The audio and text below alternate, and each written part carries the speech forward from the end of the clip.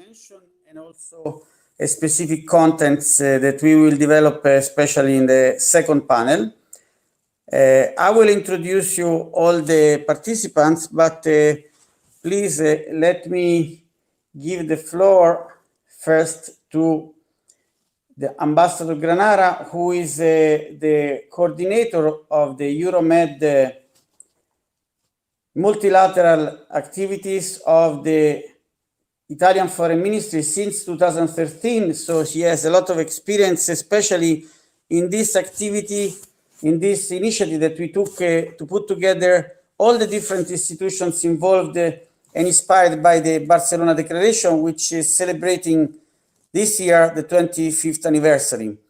We will have opportunity to explain more the initiative started in Ponza, where Altiero Spinelli was confined since from 1937 until 1939, when he was deported to Ventotene, and he drafted the famous Manifesto for a Free Europe. Inspired by his idea, we developed a manifesto for sustainability, and part of this manifesto is going to be discussed today. I just would like to say to all the participants, both in their oral speech and in the written contribution, to give us ideas regarding the task and the functions for the Villa delle Tortore, Tortoldo's Villa, a villa belonging to the Lazio region in the Ponza Island, that we could use as laboratory for research and innovation on the issues discussed in the manifesto, Ponza Manifesto for Sustainability, in particular the goals of the Prima Foundation, which are food security, circular economy, and the fight against the climate change. So please give us ideas, give us suggestions from the technical, professional, intellectual point of view. We need to be creative and we need to be fast, because the Lazio region is waiting for our ideas together with the municipality of Ponza and the Pontine Archipelago. I spoke yesterday with Gennaro Di Fazio, who asked me to invite you to give a suggestion in this respect. This is a little villa of 300 square meters with 1,000 square meters garden that could become, if we all together work at the interinstitutional level, the first Euro-Med laboratory on innovation and research for sustainability. Please, Minister Granara. Buongiorno a tutti. Good morning to you all from Rome. Well, in more than one way, this is actually the first time after 6 years that we are focusing again on the topic of maritime transport in the UFM context, in a gathering promoted by Italian stakeholders together with the UFM Secretariat, with the help of the European Commission. It was in December 2014 that I drove the UFM secretary of the time, Fatala Sigilmassi, to a high-level meeting in Civitavecchia, which was organized by the Italian Ministry of Infrastructure and Transport, where high officials from the southern shore, as well as from France, took part to a debate on the future of the 10T and 10 MT lines. Many things have happened since then, not always in the direction that we advocated, and that was basically because of a collective lack of ambition to move forward, despite the big changes that were already taking place in our sea. And this happened to the extent that a couple of innovative projects elaborated by the UFM Transport Division in Barcelona were discontinued earlier this month after the promoters withdrew the support in the past few years. And among these projects, namely, I would indicate motorways of the sea. At any rate, The Mediterranean is experiencing a new situation today, and this is because of the pandemic, and we still don't know what the midterm and long-term consequences will be, also in terms of maritime transport and shipping. What we already know is that it has produced significant changes in the supply lines, and this was something acknowledged by the new Secretary General of the UFM, Ambassador Nasser Kamel, in the Somme before the last one in September. This is clearly connected with the Chinese shipping and logistical presence in the Mediterranean ports that has produced and continue to produce a number of consequences. All these consequences require the constant attention of all regional stakeholders. And also because of this influence, including its digital component, technology in shipping has been going on. These are all factors that call for a renewed attention to the maritime economy in the Mediterranean by the UFM, by the private sector, and by the European institutions at all levels.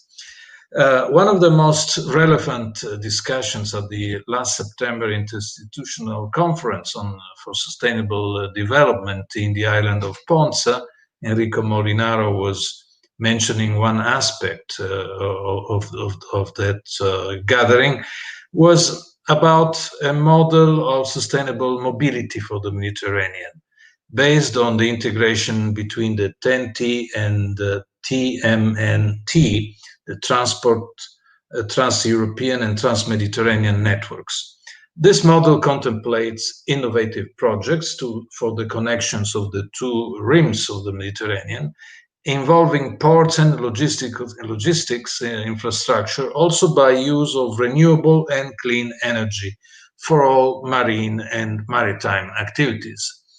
A big difference, in terms of notable development since late 2014 until now has been the inauguration of the West-Med initiative,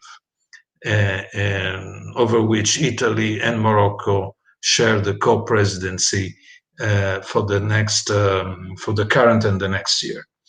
Recent studies on maritime space planning and blue economy reveal the importance of shipping to the region's economy, society, and environment.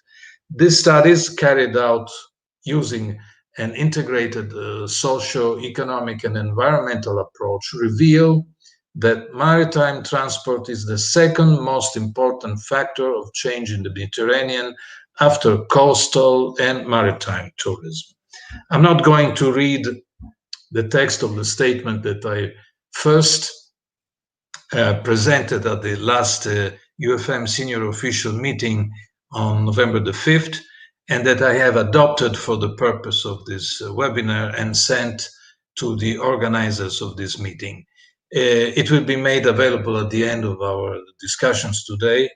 But what I would like to do is to ask Mr. Salvatore D'Alfonso, an expert in transport engineering, to enter into the details of the latest trends in the maritime flow framework, showing the movement towards a model in which the motorways of the sea in the Mediterranean assume a decisive role in the ro-ro-ro passenger services, with multi-purpose and container vessels in the service of maritime terminals, with important effects for the social and economic structure of the countries involved.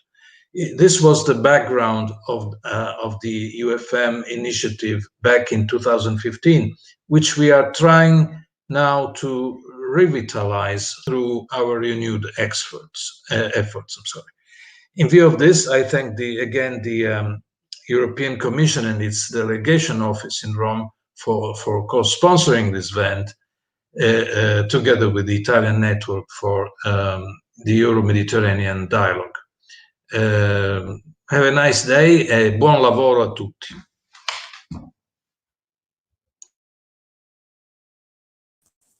Thank you, Ambassador Granara. It was important to hear also the voice of the Foreign Minister of Italy and of an expert like you that has been dealing with this multilateral cooperation for many years. And thanks to you, we had the initiative last year, 15 May 2019, to bring together for the first time the leaders of the two main 42 members, 42 states organizations, Ambassador Kamel, Secretary General of the UFM, and Executive Director of the Annalyn Foundation, Nabil Al-Sharif, starting a process that developed through the seminar at the Italian Foreign Ministry on December 6th until the Ponza Prima-Med initiative.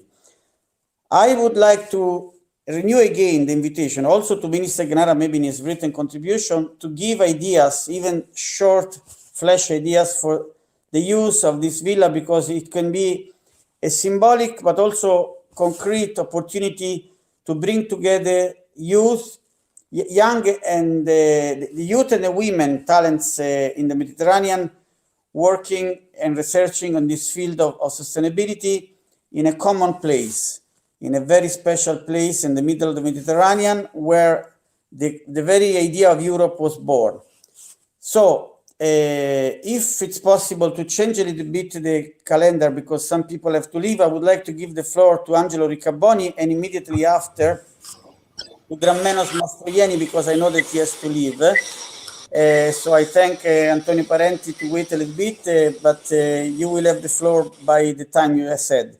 So I will ask also Riccaboni to be short, like all of us, because we want to work on the written contribution, but also to mention briefly the amazing work the Prima Foundation is doing, even in the last period since the Ponza Prima-Med event. I saw many activities, so I think you should mention this at least briefly, because it's very important, the impact you are giving in the institutional field and in scientific and research field. Thank you. Good morning, everybody. I hope that you can hear me. I do thank Enrico Molinaro for the invitation, also the other institutions organizing this important meeting. Just a few words. I think that Prima is very active to promote innovation in a very important field, which is agro-food systems. And we are very pleased that we have already funded 83 projects with more than 100 million. And right in these days, we are also approving 30 more projects, and 30 more will come in a few weeks. So we will have soon almost 200 projects, and we will have soon around 1,000 research teams engaged in innovation, sustainable research in agri-food systems. But what I would like to highlight is not only our activities, which are easy to see in our website, and I'm available to give any information you might need, but also I would like to highlight the importance of partnerships, the importance of working together. Prima is a very ambitious but up to now effective program based upon the concept of equal footing. We are working together with the same rights, all the 19 countries and the Commission. And I would like to highlight that half of the budget is put by the Commission, half by the countries, but the countries both in the north and the south shore of the Mediterranean. So we are really working together, funding together, governing together. And this is the future. This is the future. We need to work together among all the countries, all the institutions in the Mediterranean. So we would like to give an example. We would like to give a model. And we would like to share with other initiatives, other fields, because if we had 10 initiatives like Prima in 10 areas with even greater budget, after 10 years, we would really change the face of the Mediterranean. I know it is impossible, but that is would be the future. Enrico also asked about the future of the villa and what we are doing. You are doing Ponza. I would like to say also a few words as chair of SDSN Mediterranean. SDSN is the institution created by Jeffrey Sachs and promoted by the UN. And I'm very pleased that we are working very hard in the field of sustainability. And for instance, I don't know if we can share briefly the screen. Maybe you see it. I don't know if you see it, but I don't think it is easy. But this is just one table showing that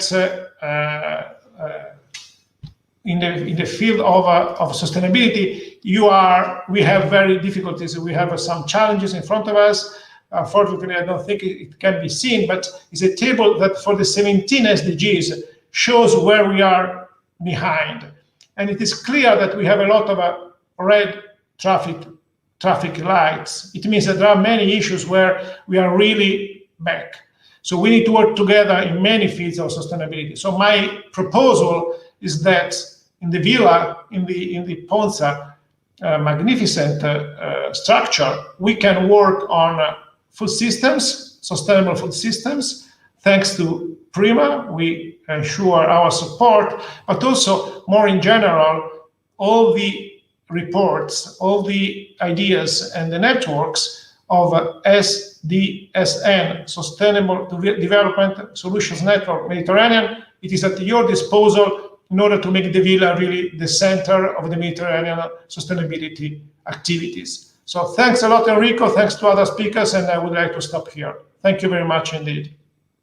Thank you, Angelo, also because you've been very short, as I recommend to all the speakers, not only for technical reasons, but also because the attention of the viewers is much more focused when we are short. I would like to take this opportunity, this invitation by Professor Riccaboni to deliver this message to all of you. And I would like him to send this idea, this proposal in writing, so to share with us and to get the feedback of the other institutions, because we have to be fast. We have to give by a very few days a written proposal to the Lazio region to use this villa, not to lose this opportunity. So since I know that Grambenos Mastroianni, the Deputy Secretary General of the UFM, has to leave, if he's online, he can have the floor. Yes, I am. Good morning. Can you hear me well, I hope? Well, good morning, everyone. My task from an almost cold Barcelona was just to give a greeting, but what I thought about coincidentally is expendable for content for Villa delle Tortore. Basically, the Mediterranean is facing a new situation with new challenges, interlinked challenges. The pandemics, climate change, competitions about energy, they're all interlinked challenges. In view of such a pace and magnitude of change, it is not ideology. It is science that tells us that no single state around the Mediterranean or even outside can face it on its own. Basically, we need each other in many ways.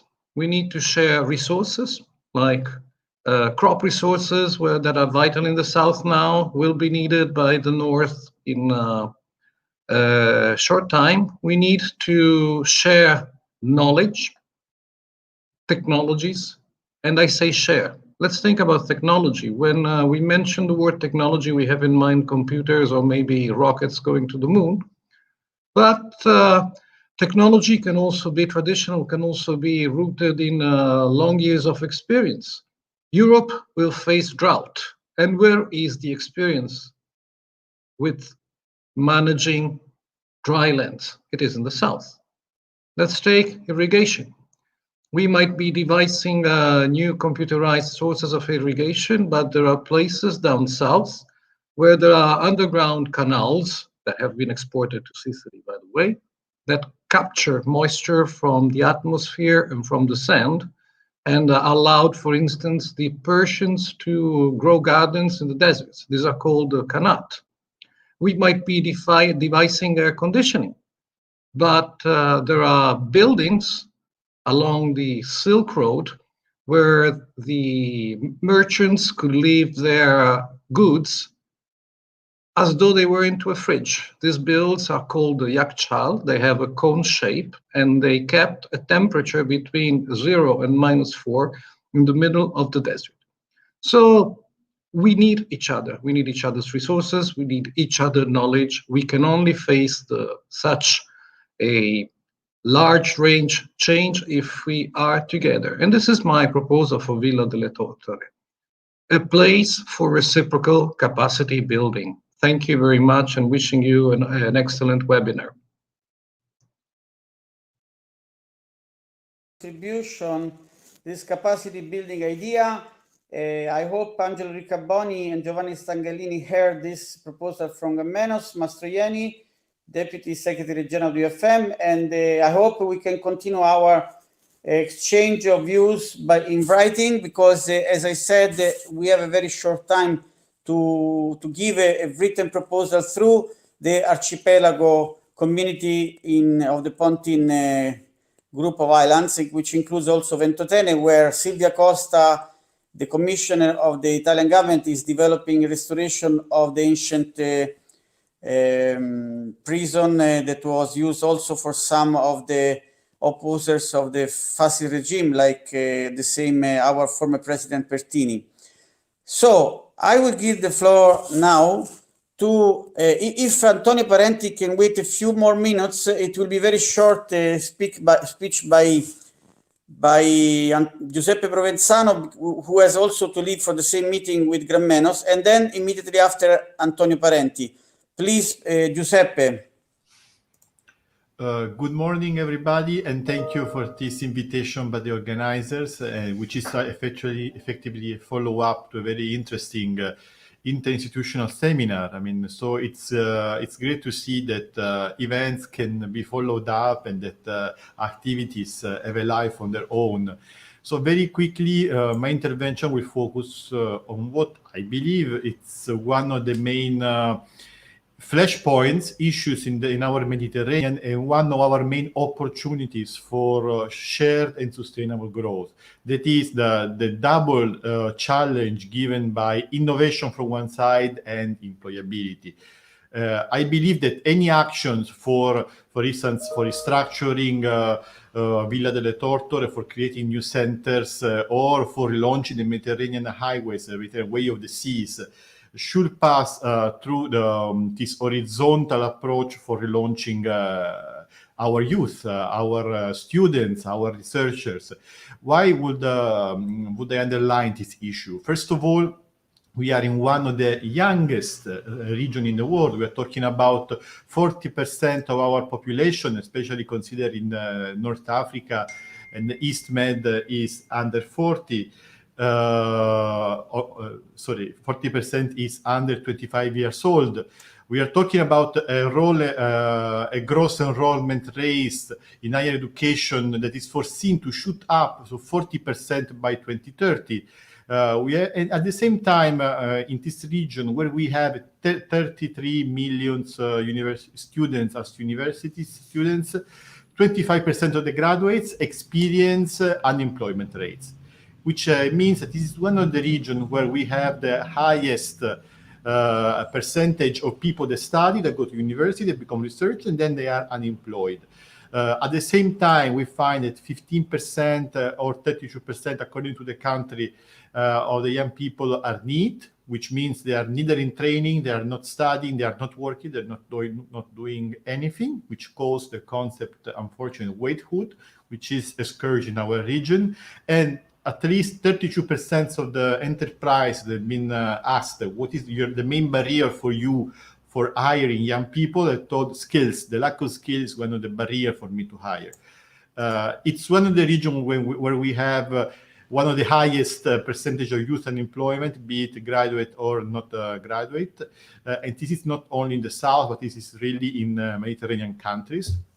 But at the same time, we know that education and innovation alone cannot solve this issue, but they can be part of a solution. This means that all new initiatives, all new approaches should in a way focus on using education and innovation as a way for relaunching our region and sustainable development.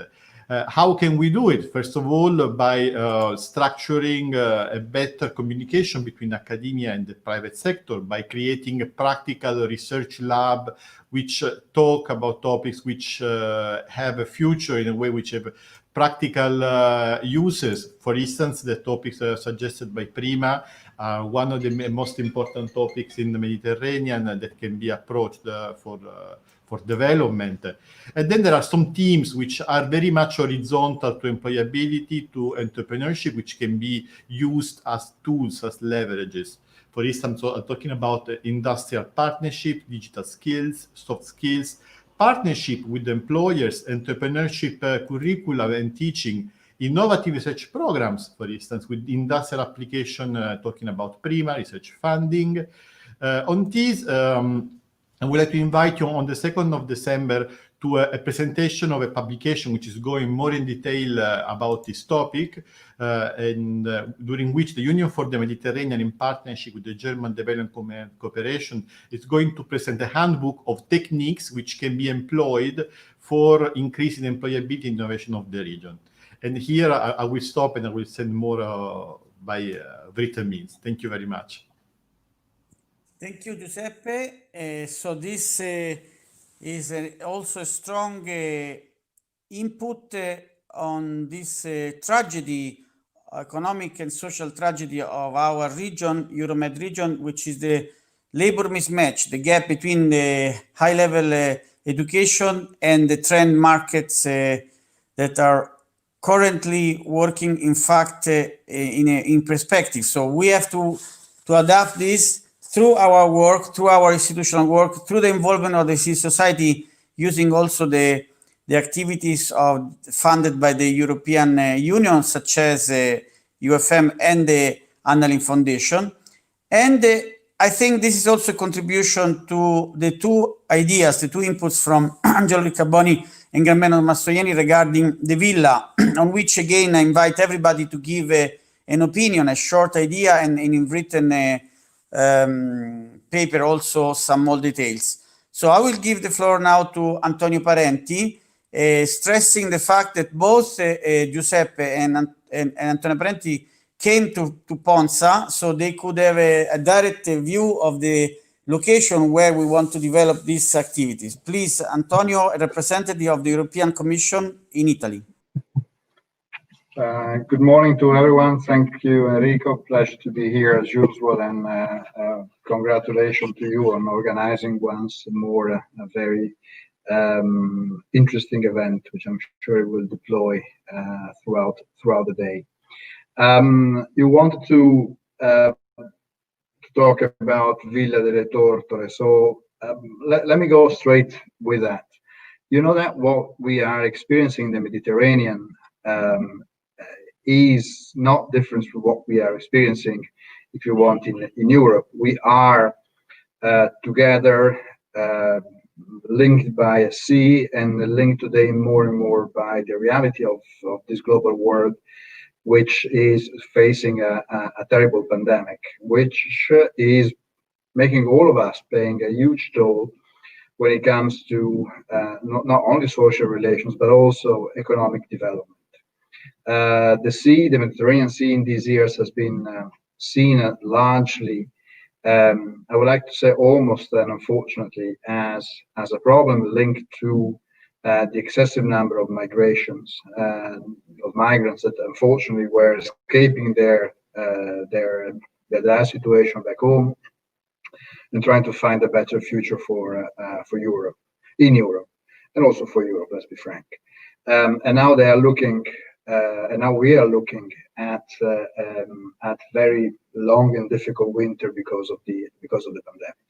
Now I think we need to reverse this line of thinking. We need to be looking again at the Mediterranean as a sea of hope and of cultural and economic linkages between Europe and the close Middle East and of the Near East and certainly Africa, which are regions that they can develop and can be a beacon of further development, both in economic and social terms. I think if we want to look at areas or ideas to explore in the future in discussion in Villa delle Torture, you have a huge menu from which you can pick up. Europe is going to be concentrating in the next 20 years, basically, well, 30 years, between now and 2050, in achieving an economic revolution, which is the Green Deal.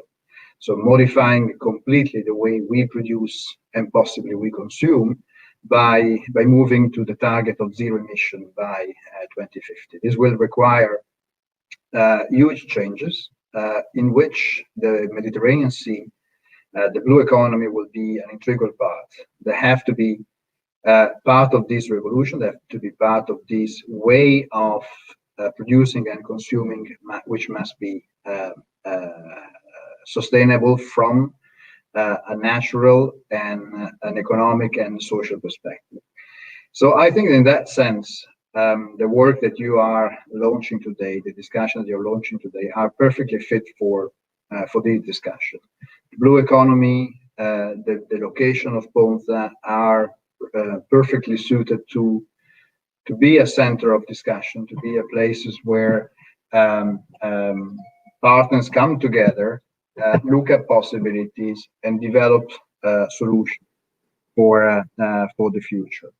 And those must include, indeed, the transport. Transport by sea, once we can achieve better logistics, better ships, less polluting ships, will certainly be a way to link more closely what will be the biggest market by the end of the century in the world, which is going to be the African market, given the spread on population that exists. It can be, in the meanwhile, the way to transport and facilitate some of those activities of reshoring and nearshoring that are taking place because of the pandemic. It can also be a source of positive and sustainable diets for all of us. We need to make sure that we fish in a very sustainable manner, not only that we transport it in a sustainable way. So there is already in the sea a number of issues that Ponza could look more closely. Migration, which is also on the discussion today, is also part of the discussion today, is another issue that we need to look at in a more holistic manner. We need to move out of a discussion, and Enrico, you know that because we discussed it along in the past, that migration is seen as a problem, for migration being seen as an opportunity both from the countries of origin and the countries of destination. There has to be a two-way in terms of benefits that we can obtain by migration, and arrive at a migration which is sustainable in all senses, sustainable for the countries which are seeing their sons and daughters leaving, and those countries which are receiving these people.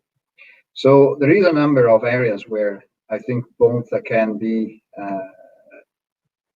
a useful area for discussion, and there are a number of elements that can be discussed in Ponza.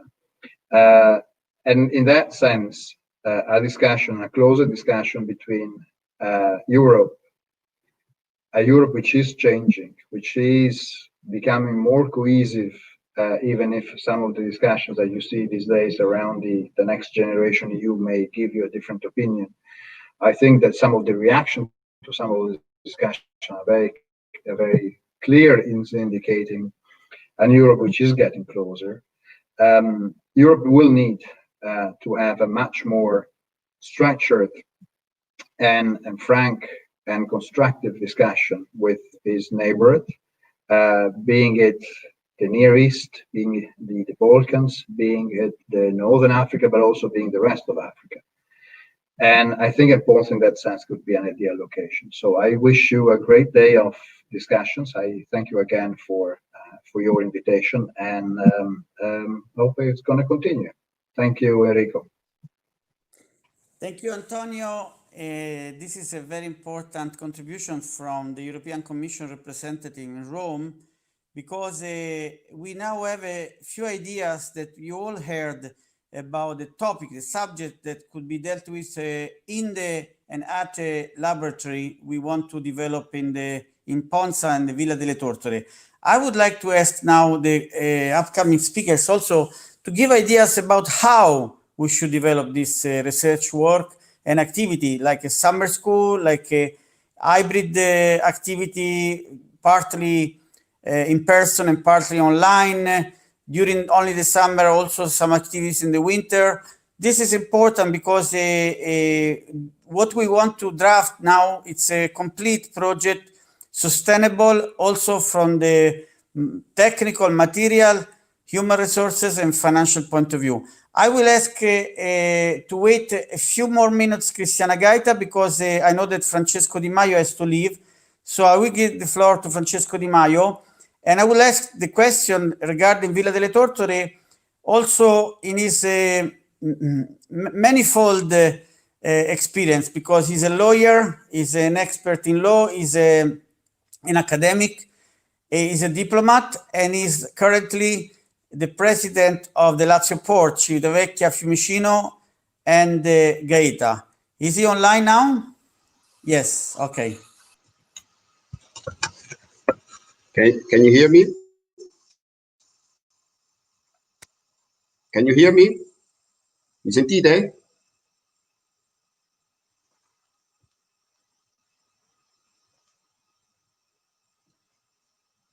Non so se mi sentite. Mi date un cenno?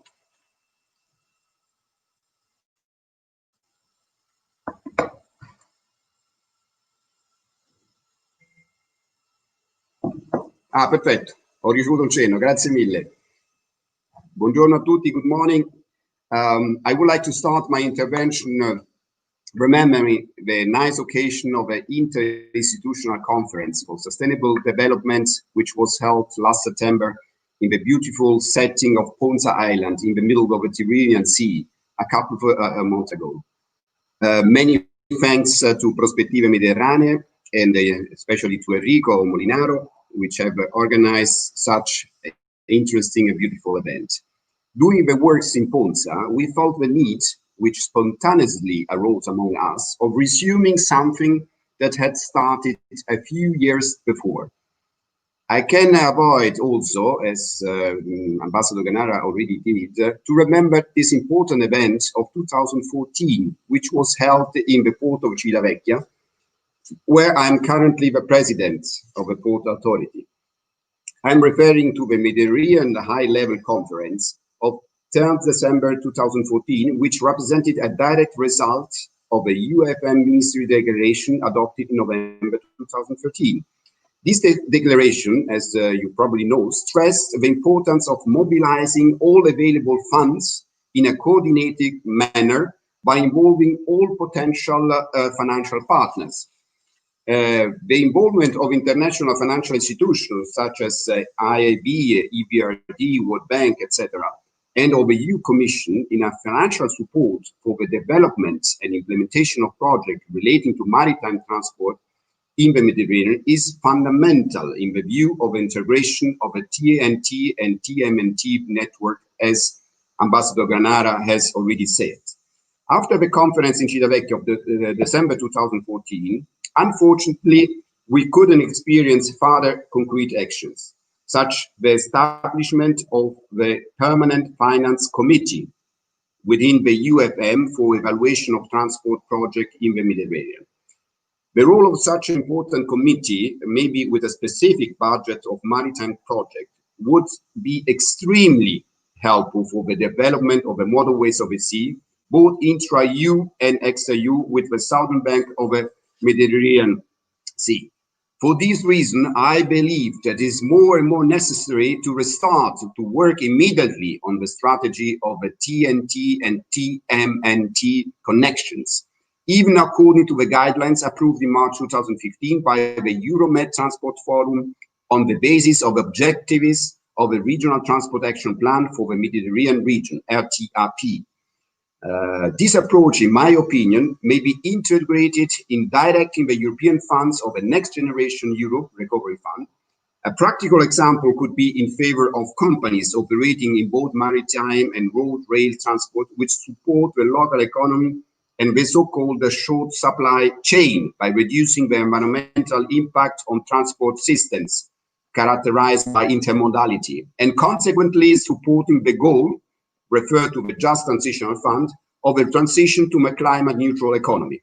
In the case of Italy, this fund would support sustainable intermodal transport along the so-called cross or horizontal corridor, which connect the Tyrrhenian and to the Adriatic Sea. But if we can see in a more large scenario, this connect actually the western part of the Mediterranean to the east part of the Mediterranean, placing the Italian ports as an eco-sustainable alternative to east-west European land corridors, all roads, which, as you know, congest the north of Italy, especially Liguria and the Po Valley, without leaving any kind of benefit of the territory, indeed increasing negative externalities. These new intermodal corridors, sea, road, rail, which act as the land bridge of the Italian peninsula, reduce mileage and therefore harmful emissions into the air. We have demonstrated with specific project that what we can save in terms of reducing of emission. So I'm sure that this new approach will indirectly support also the so-called proximity economy, which has been also recommended by European Commission in the last action plan for better implementation and enforcement of the single market rules in March 2020. And also it is in line with this sort of restoring phenomenon, which consists in return in the country of origin of those companies which were previously relocated to different countries, especially in Asia, as you know, with a positive economy effect on national economies. I must say that this phenomenon, which is increasing during this sanitary emergency phase, demonstrates, in a certain sense, the failure of an enhanced globalization that we have witnessed in the last 20 years.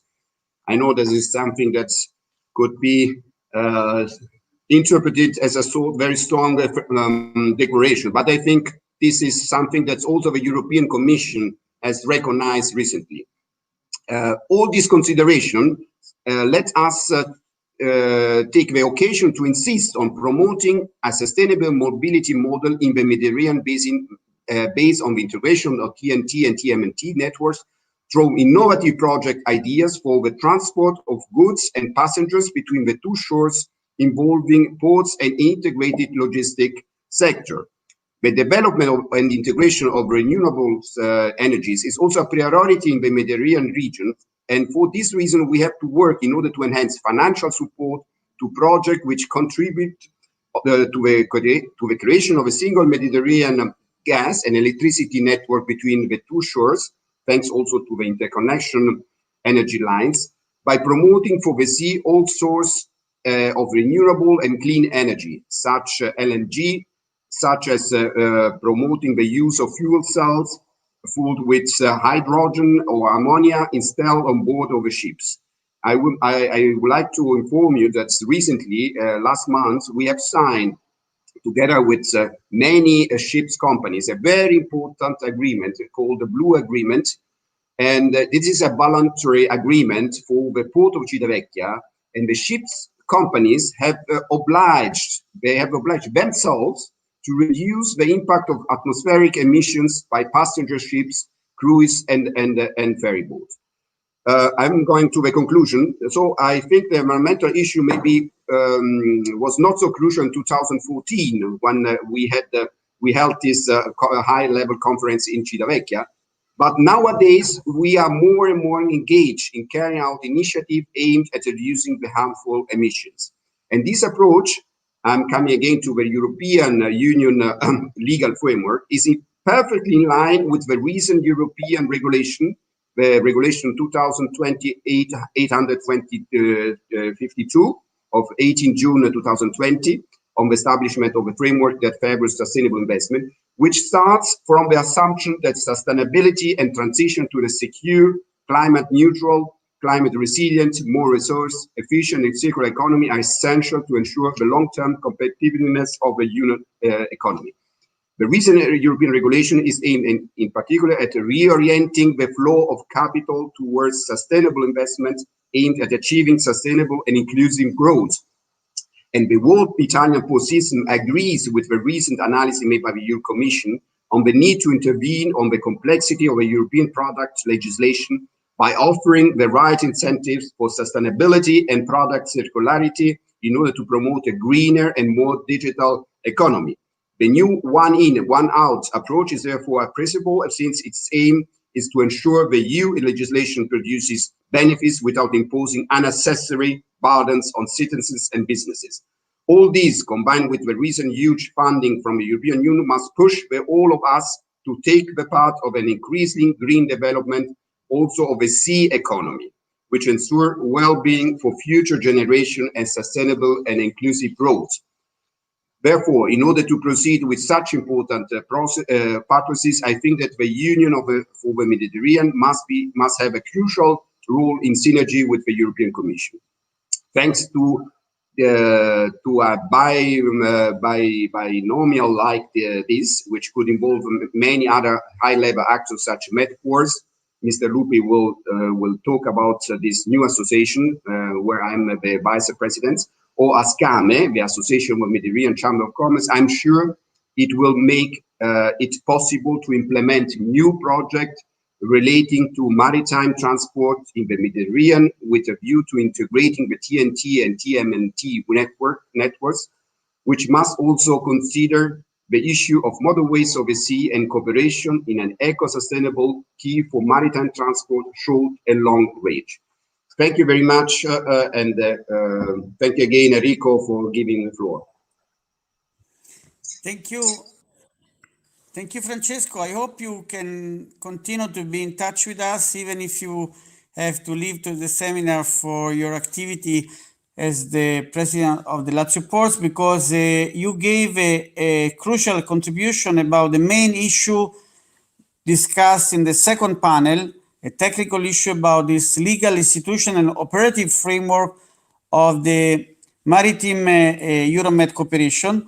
But also this could be one of the topics, again, of the Villa delle Torture Research Center.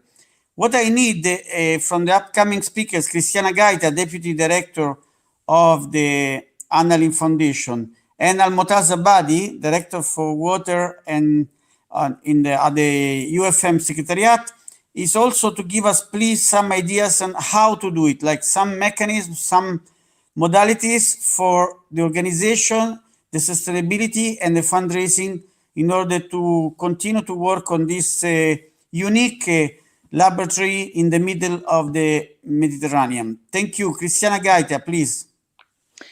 Good morning to everybody. My intervention will be more overarching and less technical than the intervention of Avvocato Di Maio. But at the end, we will be coming to the same conclusion, to the value of synergies and partnership. And at the end of my intervention, I will be sharing with you some hints about the use of the Villa delle Torture. I'm pleased to be here with you today to continue the exchanges and discussion that initiated last September in Ponza in the frame of the Interinstitutional Conference for Sustainable Development. Euro-Med Manifesto for a Sustainable Development was developed in that context. A manifesto focusing on the Euro-Med and the sustainable development.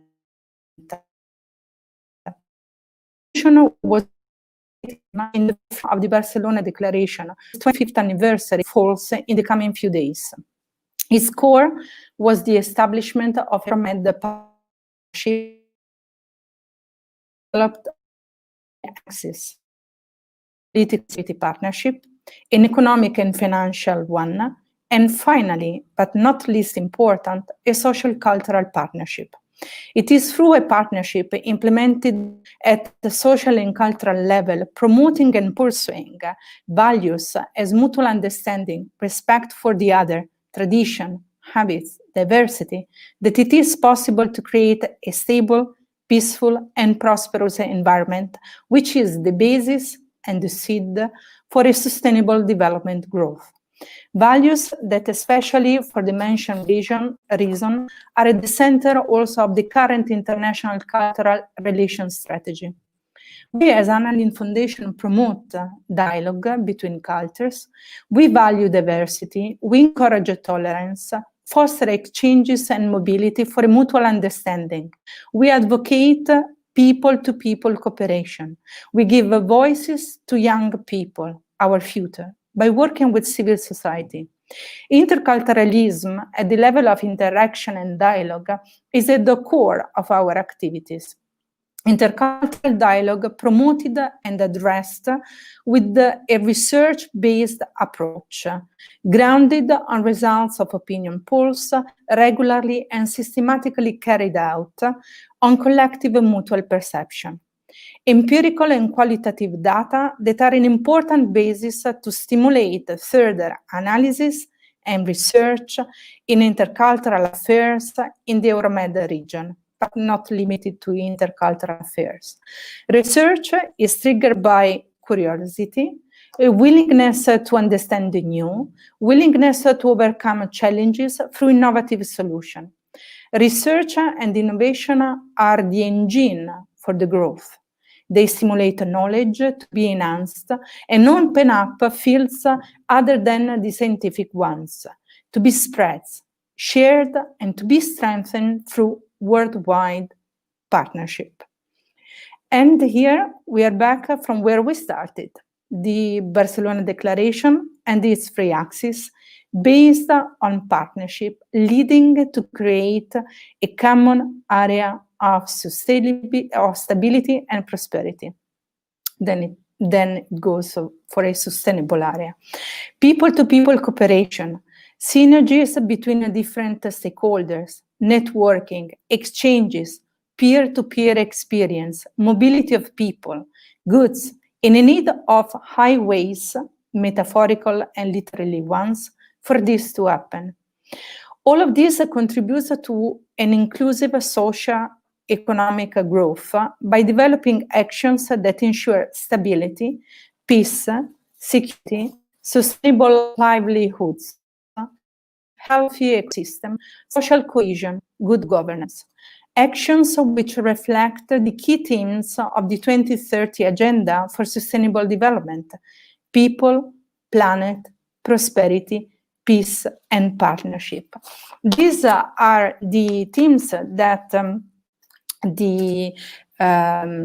Enrico Parenti, Dr. Parenti, was highlighting as being the topic of the Green Deal, where the areas where the European Union is investing, the word is planet, in conjunction with people, prosperity, and peace, and they are part of the agenda of the consensus, a new consensus of the European Union on these themes where to work. These should be the themes where I think Villa delle Tortere should keep on working and should be conceived and developed further activity. Again, what I'm thinking that the use of Villa delle Tortere, it's a place that foster and is an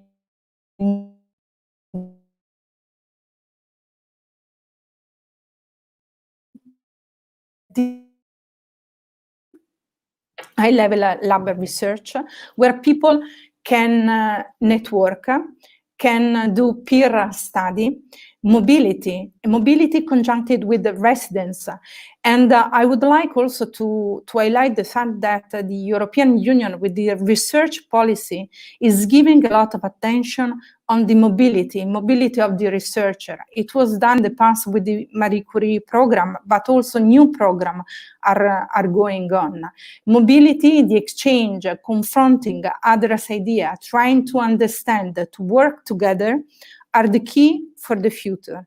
And we have to work also with young people, our future, younger generation, that it is also the Mediterranean area, especially the southern side of the Mediterranean, is full of young people.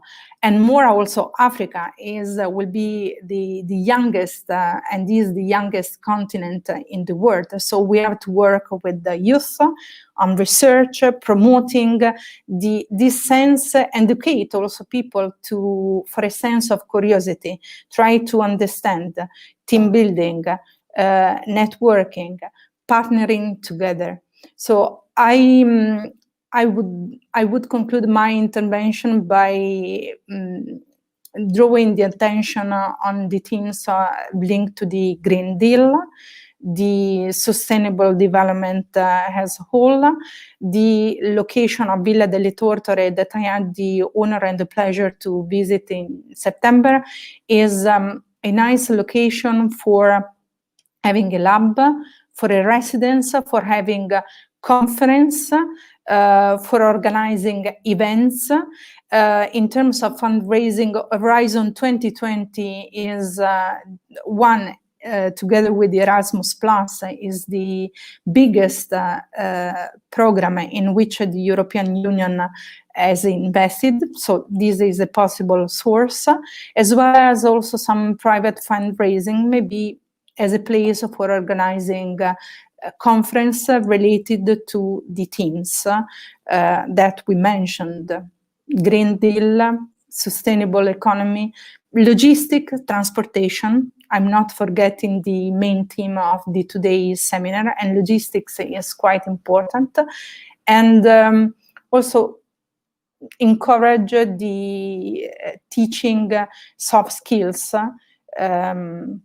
like also team working and working in a partnership. Thank you very much for my intervention, and have a nice continuation. Thank you. Thank you, Cristiana. Cristiana Gaeta is the Deputy Executive Director of the Annalen Foundation. And you were the one who gave more specific advice and suggestions for Villa delle Tortore, not only in terms of contents and of the subject to be dealt with in the research activities of the laboratory, but also in terms of modality of organization, especially regarding mobility and residence in connection with the Erasmus model. So thank you again. Please deliver our message of gratitude to Executive Director Nabil Al-Sharif, who took part both at the Ponza Prima-Med event, interinstitutional event on September 14 with you, and also at the previous seminar we had at the Foreign Minister of Italy held at November 12 on Scena Mediterranea, which is the second project that was promoted in the context of the 5+5 Summit of the Two Shores that the French presidency, President Macron, organized in Marseille in June 2019. And this is also an input we want to give to the Annalen Foundation, in not only to be more in touch with all the other institutions in the spirit of Barcelona Declaration, but also to focus the flagship projects in terms of practical activities, concrete ideas that can be delivered, some prospects of hopes for the youth and the women in the Mediterranean in terms of job creation. This is also the message that I delivered to Al-Motaz Abadi, because it's thanks to him that I got first the idea of over the past years of the cooperation at the Water Expert Group that is leading in an excellent way since I recognize the need of more open and more frequent debate and cooperation between the institutions because they deal with the common issues. Please, Almotaz. Good morning, buongiorno, Enrico. Thank you very much for giving us the floor, but I feel a little difficult to speak after Christiana because she already had addressed most of the ideas and thoughts that we can build on. From my perspective and following our great cooperation between our organization and your organization under the leadership of Minister of Foreign Affairs of Italy, as you know that one of the thematic area that we were developing inside the Ministry of Foreign Affairs in Rome is the water employment migration. And if we look at this topic, we can see that this is an overarching topic between different issues that the Mediterranean face and the Mediterranean as a whole in the north, south, east of the Mediterranean are facing. And as we said that if we wanted to tackle those challenges, we have to know how they are interconnected vertically, horizontally, and also transversally. So if we just scan a little bit around the Mediterranean, we will see that we are facing first difficulty due to the climate change. MEDIC study, which has been financed by the Union for the Mediterranean, stated that the Mediterranean region is already a hotspot, is the second affected area in the world after the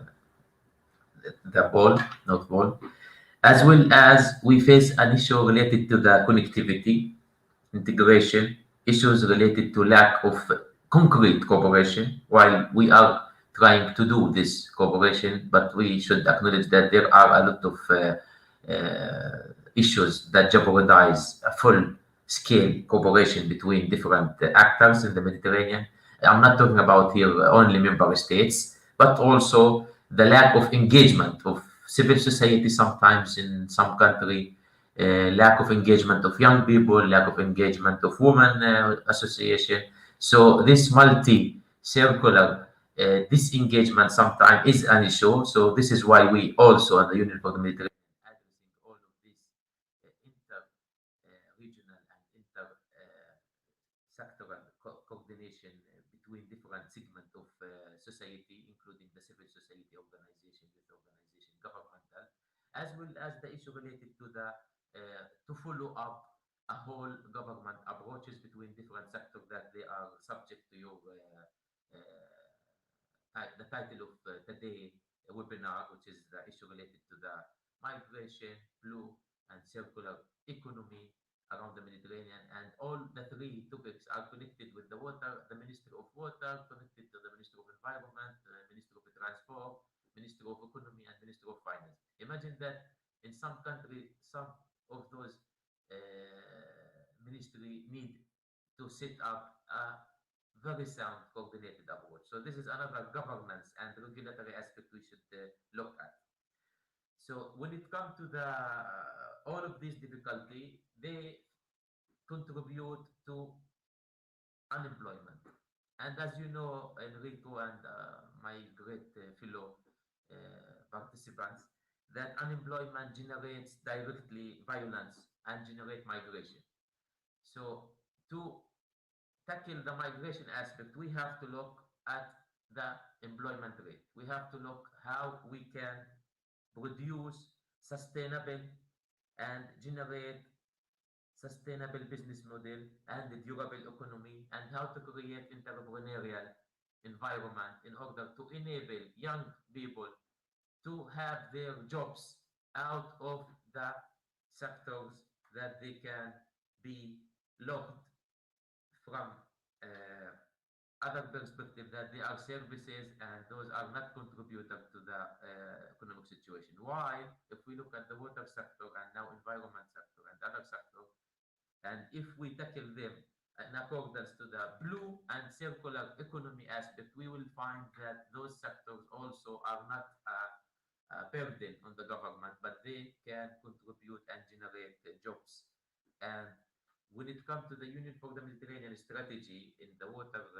policy framework of action, that the ministers of the 42, at that time 43 member states, they asked us in order to tackle the migration aspect at the source, transition, and the final destination. And the three pillars need to look after how to generate sustainable business model. And to generate sustainable business model, we look at the most political hot potato. It was climate change. It was to ensure water security. So politicians will pay a lot of attention for economy and how to do out of this sector a dollar sign. So we try to evaluate how many dollars or euros or whatsoever currency that we can generate in order to convince that this approach of Nexus between water employment migration and the Nexus between fighting the climate change and producing sustainable business, the answer is to follow the green and circular economy. And luckily now we have it on the top of the list, while the European Union, our main president as an organization working in the Mediterranean, with Jordan in the south, that the Green Deal give a very good answer for 27 of our member states. But what is missing now, if we wanted to tackle the source, we need to see how to expand the Green Deal of the European to be also applicable for the Mediterranean, for its south, which represent the North Africa, and its east, which represent part of the crucial part of the MENA region. So to be honest with you, we cannot solve all of these multi-circular challenges if we keep focusing on a spontaneous and spot approach. We have to also have an eagle eye approach when it comes to not identify our problems, but also when we want to lay down the solution for this problem. So from this perspective, I think I will answer the issue related to Villa della Torreteri, the one in Ponza. I think there is a need to look after such a place in order to equip it with institutionally, legally, as well as financially and technically, in order to be a very good place for coaching and capacitating young people how to create a business model out of the issues related to the circular economy, water, energy, food ecosystem nexus, and how to be a contributor by creating and generating sustainable and durable jobs in the Mediterranean. There are many projects around the Mediterranean. I don't want to keep... I would like to mention one. It's the SwitchMed Connect here in Barcelona, funded by the European Union. It's a very good example. This project, I think, need to be shifted from a project approach into to be institutionalized. The idea of making a sustainable center of training and coaching in the middle of the Mediterranean, such as in Ponza, I think this is very a great idea. We can work in how to create this sustainable business model.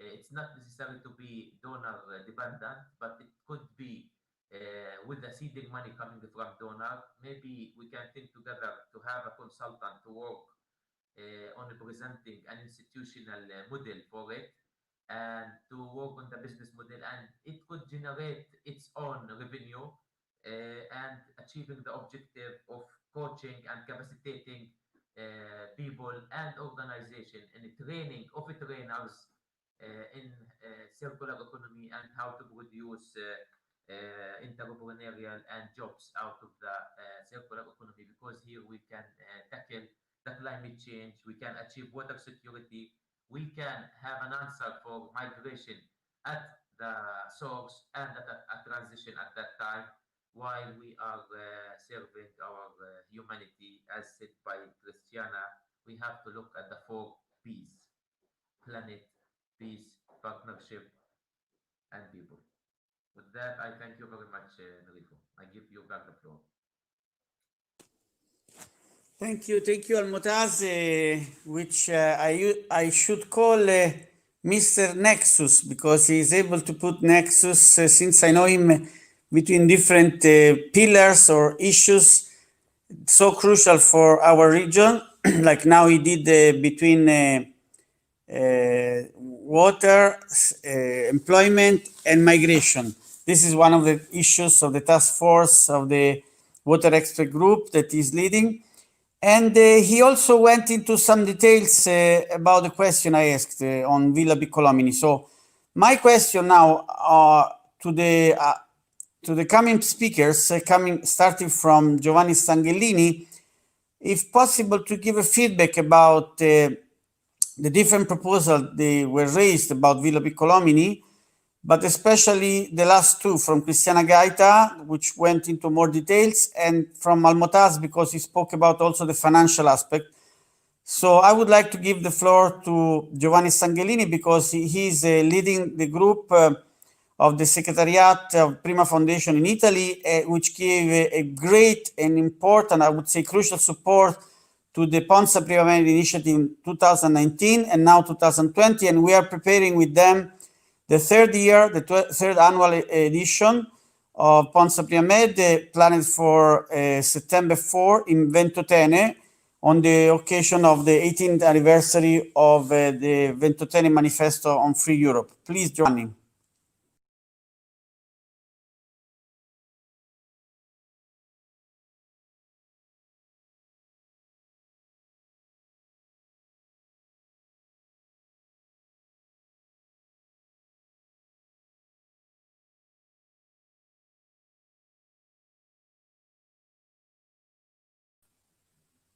Giovanni, please check your microphone, because you can hear us, but we cannot hear you. Okay, now we can hear you. Now it's okay. Yeah, thank you, Enrico. And thank you for this invitation.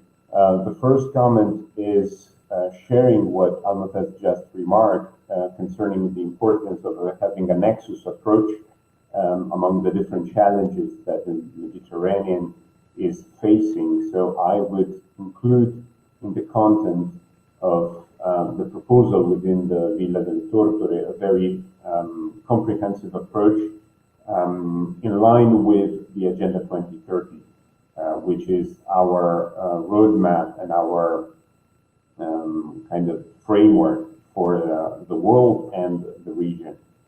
In this context, we are very active, as Professor Piccolomini just mentioned. And on the proposals that I've heard, I want to underline the importance of providing within the opportunity of the availability of Villa del Tortore an educational path, an educational kind of content with a mix of digital and in-presence opportunity, learning opportunity, targeting in particular women and young people that we know are kind of less advantaged people here in the Mediterranean area on the issue of sustainability. So I see Villa del Tortore as an ideal place to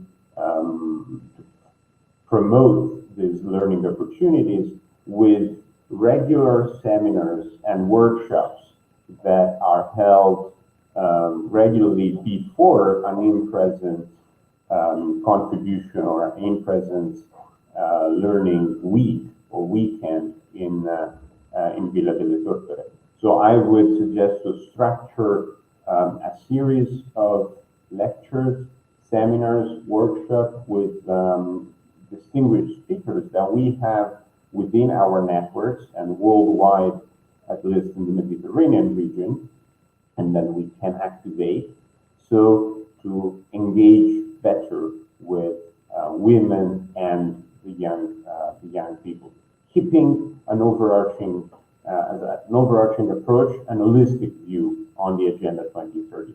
And adding, I share again what Almotaz was saying, an approach that enables participants, students, which are enrolled in this series of workshops and kind of a summer school, but not just concentrated in a specific week, but distributed all along the year, to enable them, the students and the participants, to then kind of demonstrate and then enter into the work market with specific skills, which can then be deployed in different areas.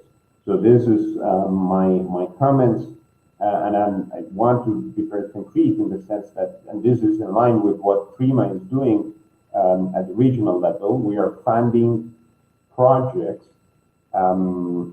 that are able to provide solutions, concrete solutions to some of the major challenges that the Mediterranean is facing in the agri-food sector, water management, as well as agricultural practices.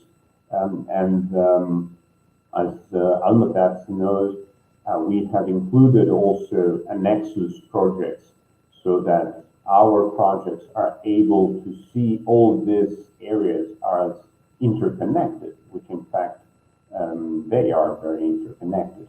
So in order to be very concrete, education through distributed summer school all along the year on sustainable development.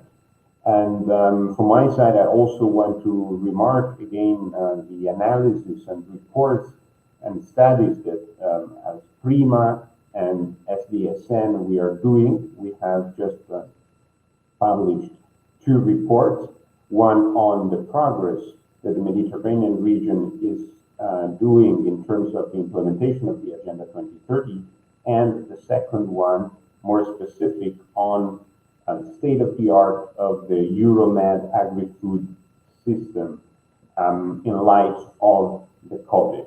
So this also is an important contribution in terms of analysis and studies. Back to you, Enrico. Thank you, Giovanni, also for the very useful and practical suggestions for Villa delle Torture, both in terms of subjects and in terms of modality of organization.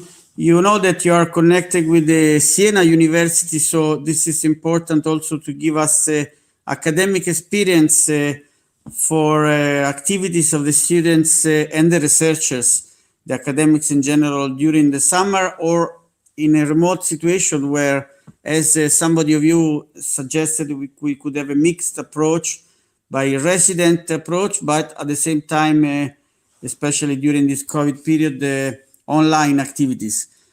So before giving the floor to Luca Lupi, who is the Secretary General of Med Ports Association, I would like to check if Ms. Miletto is online, because she had very short time and she was the last in this panel. So if she's online, she can have the floor. Otherwise, we skip to Luca Lupi and then we go back to her. Yes, okay. Mr. Lupi, please. Okay, good morning, everyone, and thanks for inviting me to attend such an interesting panel today. Unfortunately, I wasn't in Ponza in September, but I could know that it was a great success, and I hope to be there in the future during next occasion. I'm in charge of institutional relations and European programs at the Port Authority of Civitavecchia, but today I will intervene as Secretary General of Med Ports Association. Med Ports, which was set up 2 years ago in Marseille, is an association which counts on the participation of 26 ports from several Mediterranean countries.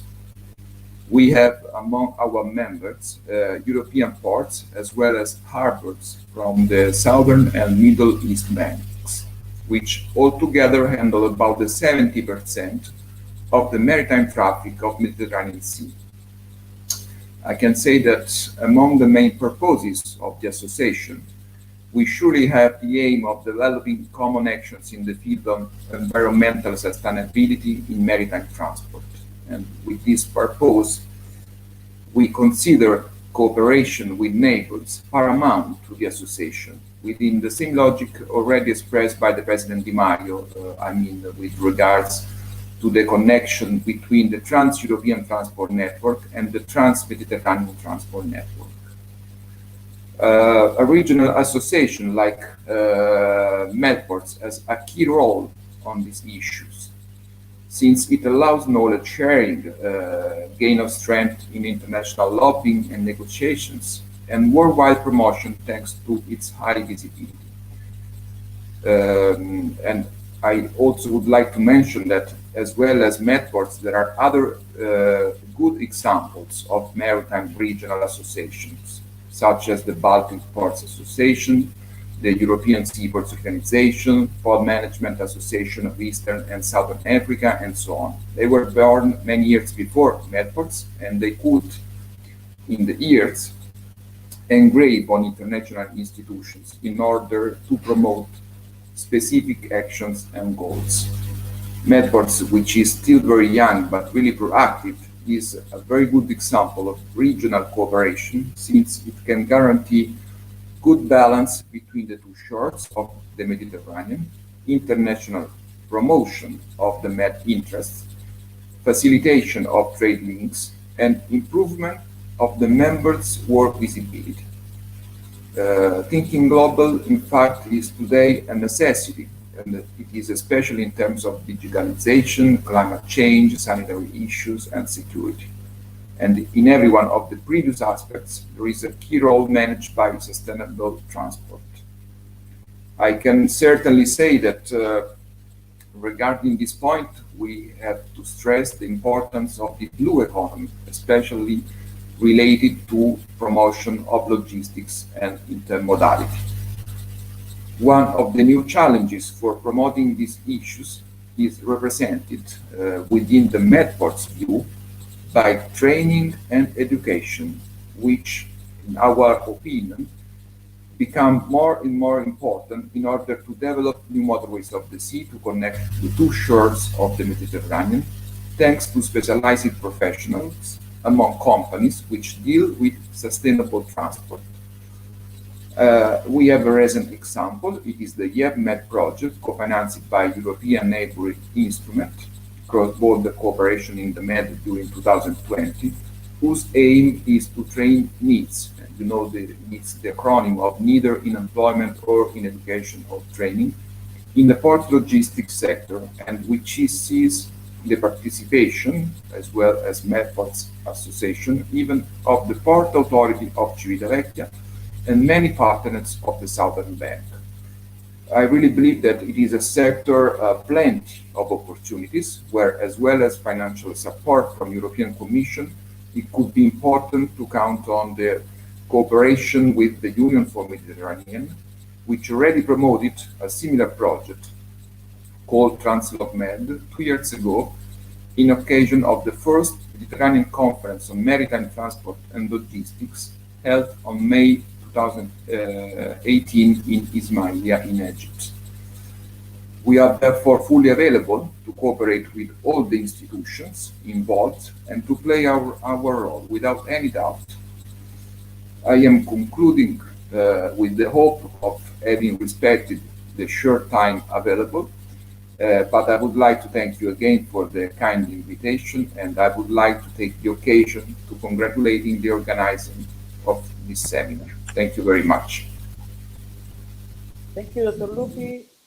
Thank you for the clear and significant declaration of full support to our Ponza Prima-Med initiative, which includes in the Ponza Manifesto for sustainability also your specific sector of sustainable mobility and transportation. So before giving the floor to the last two speakers, which are Salvatore D'Alfonso and Gianfranco Fancello, excuse me, waiting for the UNESCO representative, I would like to recommend to be short, because we are a bit beyond the planned time, because at the beginning, as you know, there was a technical problem. and to focus on the issues we discussed during this meeting, while the technical details can be delivered and discussed for the publication in the written text. So if Milena Mileto is not yet online, I would like to give the floor to Salvatore D'Alfonso, who is the promoter of this initiative, because he is senior project manager nowadays of the Italian State Railways, so he knows a lot about transportation, but he was also working at the UFM Secretariat in this field, and the initiative to rebuild this office, like Minister Granera mentioned at the beginning, in terms of sustainable mobility, comes also from his experience. So please, Salvo.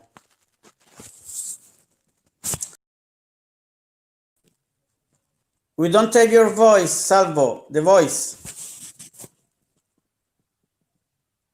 We cannot hear you now. Can you open the microphone? No microphone, Salvo. You can hear us, but you cannot hear you. There must be some. Excuse me. It was my mistake. My mistake. Thank you. I'm first of all, thanks for allowing me to take part in this very, very important initiative. I would like to share the screen, if possible, to give you my presentation. Can you see the presentation?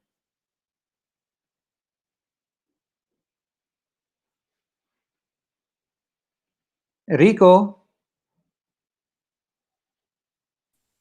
Not yet. I ask my staff, in particular, Asia Guerreschi. Enrico?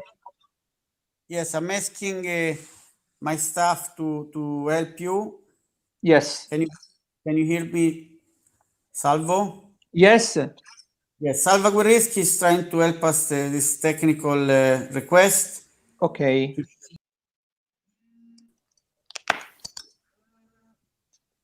Asia?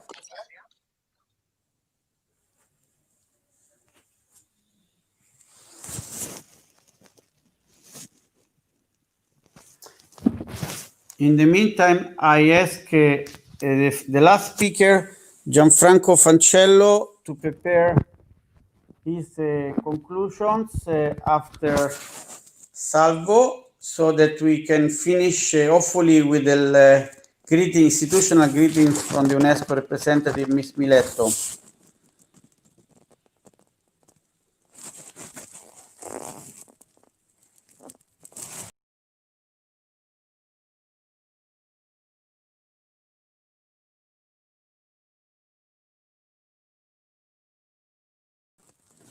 So that, maybe we can take the time for this to fix this technical problem with Salvo. We can give the floor to Ms. Mileto if Salvo agrees. Milena, are you online?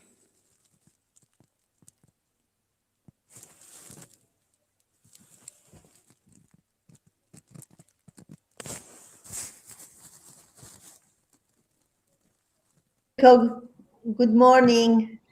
Good Yes. morning, everybody. Yes, I finally, I had some technical problems, but thanks to your staff, I could solve them. Thank you very much. I'm sorry that I'm very late, and I'm also with this difficulty in the technical issues I had. Now my time is running away. So if I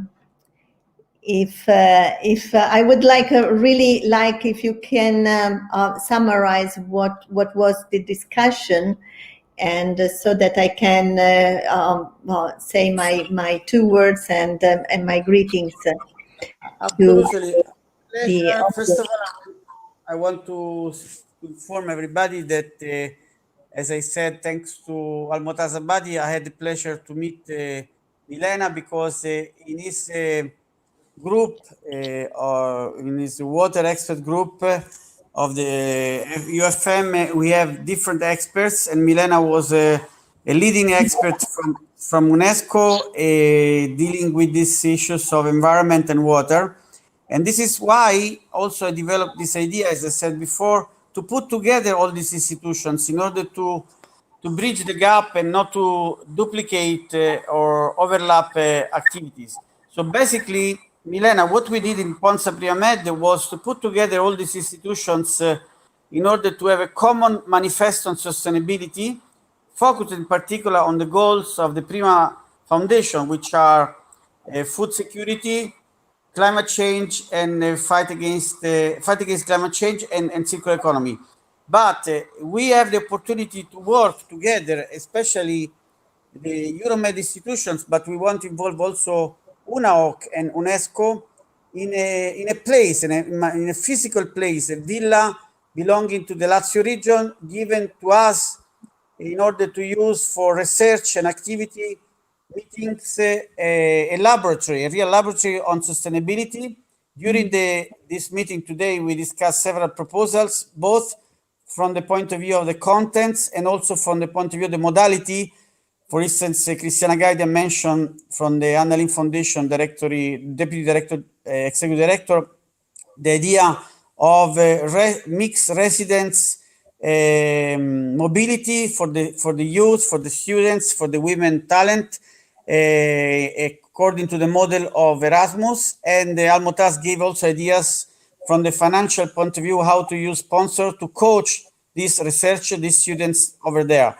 So we believe that this is a symbolic place also for UNESCO, because it's the idea where Free Europe was born. Valtiro Spinelli was confined in this island from 1937 to 1939, and then deported to Ventotene, where on September the 4th, you are invited to participate in Ponza Prima-Med 2021, celebrating the 80th anniversary of the Manifesto for Free Europe. So this is the context in which we ask you how the UNESCO, because many people doesn't know, as we discussed, when we met in Turkey, doesn't know the precious work that you are doing and the UNESCO is doing in this field, and what could be the interinstitutional contribution from UNESCO in terms of contents, and maybe also ideas how to use this villa, which is 300 square meters and 1,000 square meters.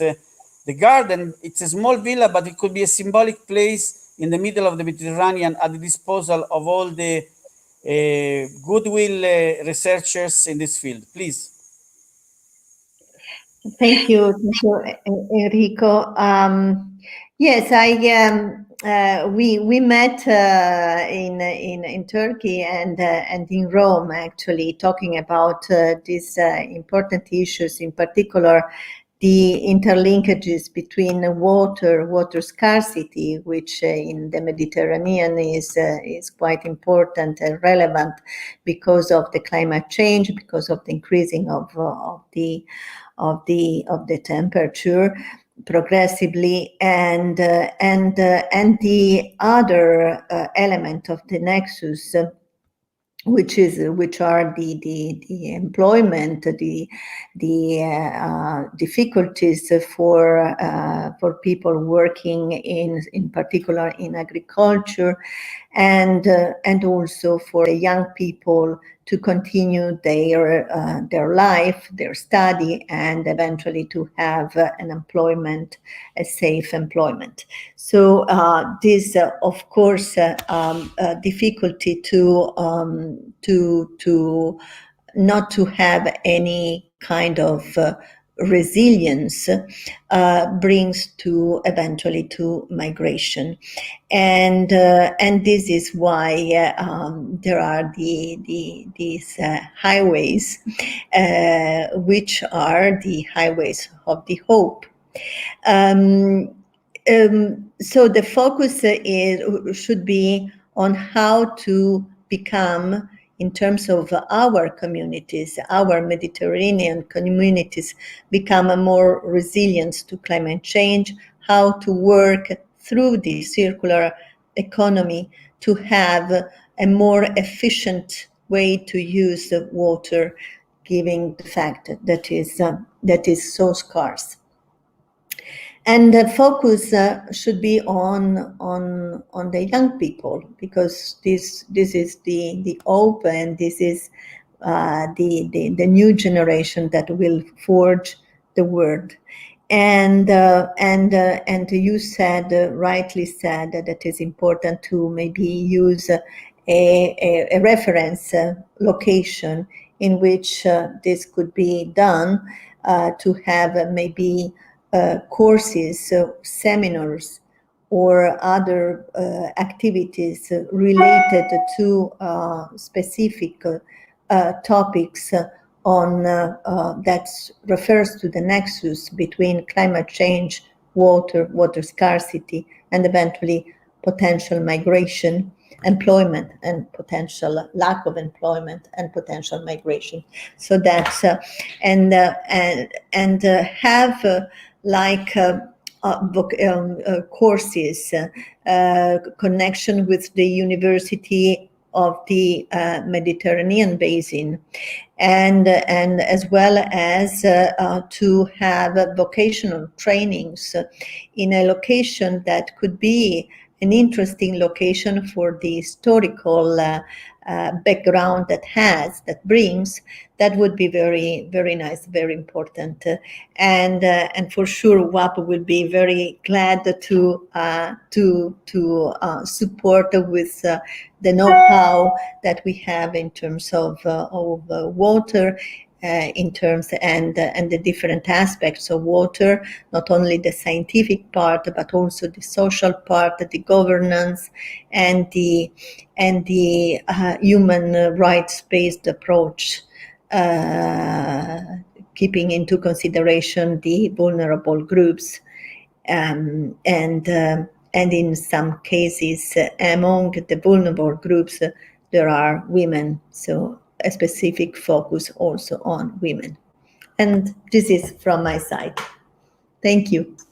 Over to you, Enrico. Thank you. You know that Ms. Giannini also took part on behalf of UNESCO in our previous event at the Foreign Ministry of Italy last November 12. So we hope that this is a message you can deliver to the director, Azulay, that we really want to develop and strengthen our cooperation with these important UN institutions. And I hope to continue in the direction you suggested to. And we thank you your willingness to cooperate in our initiative. I will give the floor back to Salvo. I'm sorry for this technical problem. I hope we can show now. Yes.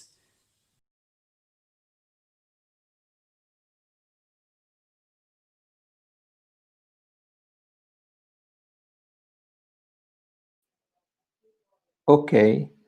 I try to share my screen. Can you see it? Can you see?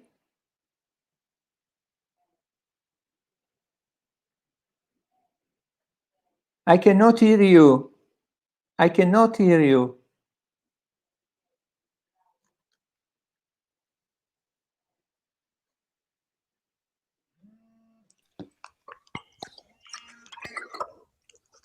Che succede adesso?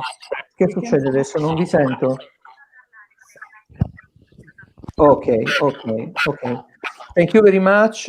So I would like to thank you again, Enrico, for this opportunity.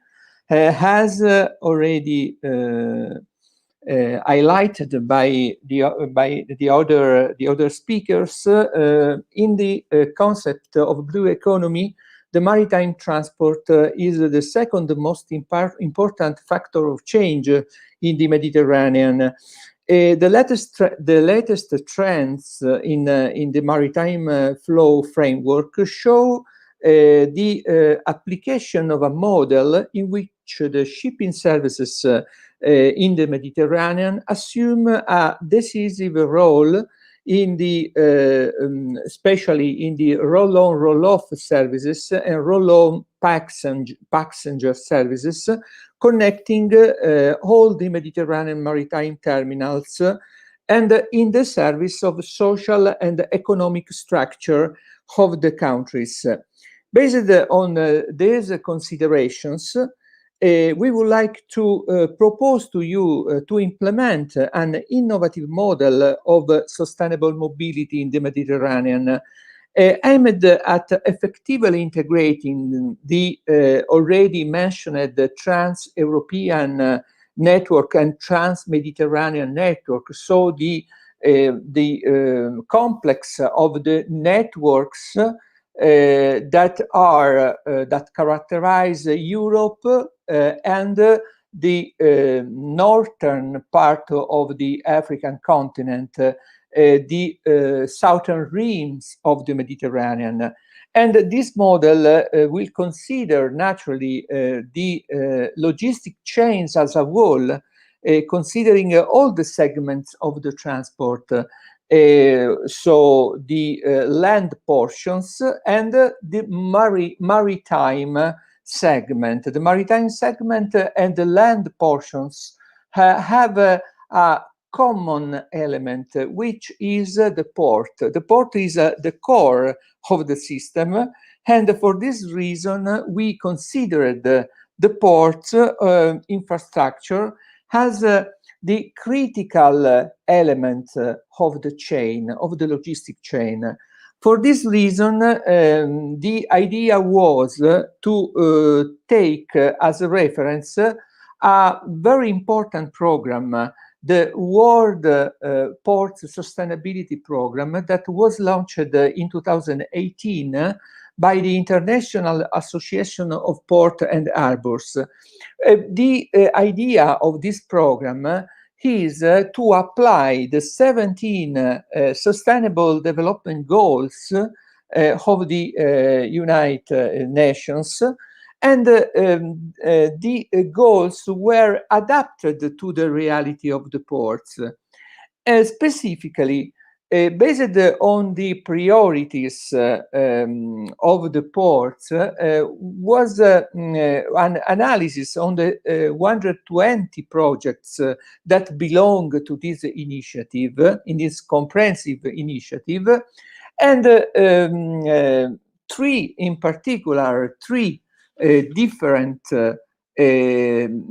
sustainable goals were considered as the most important: the 9, the 11, and the 8. So, considering these three port priorities, these three sustainable goals, and identifying the most important items in this context, for example, the digitalization or the adaptation of the port infrastructure to the processes to meet the market demands, and so on, we decided to propose to you an initiative based on 4 important pillars. First one, carry out an analysis, in-depth analysis of the context, assessing the conditions conducive to increase intermodal connectivity and trying to applying this inter-Mediterranean model. Create this innovative service network model, with defining, for example, the characteristics and the quality of the services to be provided in order to increase the connectivity, not in an isolated way, so not considering, for example, the ports, this connection isolated, but considering a sort of system of coherent, complementary synergic services. The choice of the characteristics of the new maritime services, the selection of the port could be made with the active role, as Luca Lupi highlighted, of the Med-Port Association that was launched by Union for the Mediterranean in 2016. So this is the idea. The port, as I told before, could be considered the most important element of this chain. So all the infrastructures of the port can be regarded, can be seen with a very, very comprehensive view. For example, one of the important elements is the digitalization. You know, the instrument, the innovative instrument at our disposal to control, to check the element of the technical element of a port. The building information modeling is a tool very, very useful to check, for example, the construction of new facilities and to follow the entire life cycle, also in the maintenance part of the life cycle, not only in the construction, during construction. This is the example of the port of Trieste, the new platform, the new intermodal logistics integrated platform of Trieste that was built taking into account this innovative instrument of design, the building information modeling. But the building information modeling can give us also the opportunity to realize a digital twin of the port. So through the sensor, for example, to detect the critical situation, for example, fire detection, or at the same time to allow for the training, because you have at your disposal a digital twin, so you can reproduce the different facilities and well explain to the trainers all the concept concerning the port facilities. And finally, the idea is to apply the concept of sustainability in this very, very important sector of the blue economy in an holistic perspective, taking into account, for example, not only the environmental elements of the ports, so the environmental factors, but all the factors that regard the sustainability, including the socio-economic impact with the urban context that the surroundings of a port, or in general the economic impact of the presence of a port, of the presence of the logistic chain, the logistic chains. For this reason, we propose to use a very, very useful tool, which is the Envision tool that was developed in America, but in USA. But I had the possibility to apply this model in Italy in a context, in a railway context, and we were able to obtain the maximum level, the platinum level of sustainability. So this is a multi-criteria analysis based on several credits, several elements of control, elements of check. To move to the connection between logistic, the port and the land logistic chain, so the railway, specifically the railway network. In Europe already exists a very, very important initiative, which is the creation of the market-oriented rail freight corridors. Our proposal is to adopt this model also for the southern part of the Mediterranean in order to integrate not only the design of these core corridors, but apply the facilities that are available to the, for example, to the ports, to the marshalling yards, to the carriers, in order to well develop the logistic chains. There are several initiatives, for example, in Europe. For example, a web portal was designed to provide a platform for service facilities operator to publish information about the facilities of the freight terminals of the port, and allow shippers, operators, and other logistic providers using rail to have at disposal a single source of information. And for example, another important example, the establishment of advisory groups for terminals and ports, advisory groups, in order to give to the management board of a rail freight corridor advice on what actions to take to improve the offer to the promoters. For example, the terminal integrated capacity offer is one of the recent facilities that allow, for example,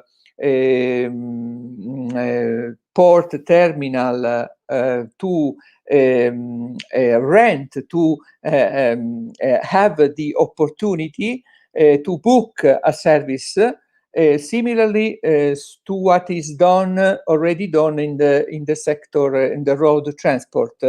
So at this moment, the European and Mediterranean port have joined the product, which is already available in the railway freight corridor network.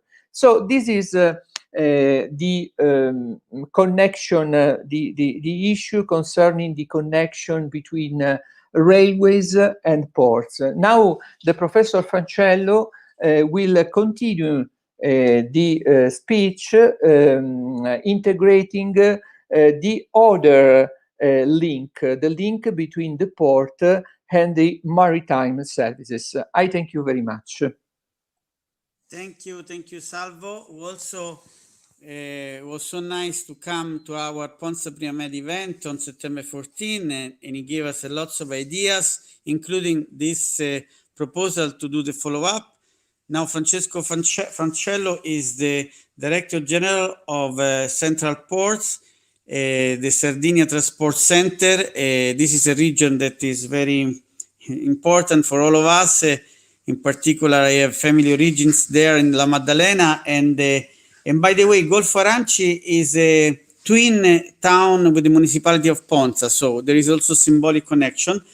I recommend, since you are the last speaker, to take advantage of the written contribution, because the shorter you speak, the stronger is the emotional and the communication effect on the viewers. Please have the floor. Okay, thank you, Dr. Molinaro, for the invitation of this interesting webinar. Yes, I'm Gianfranco Francello from University of Cagliari in Sardinia, and you speak about the historical link between Sardinia and Ponza, because several people after the Second World War come from Ponza to Sardinia and stay here. So there is a very strict link between the two islands.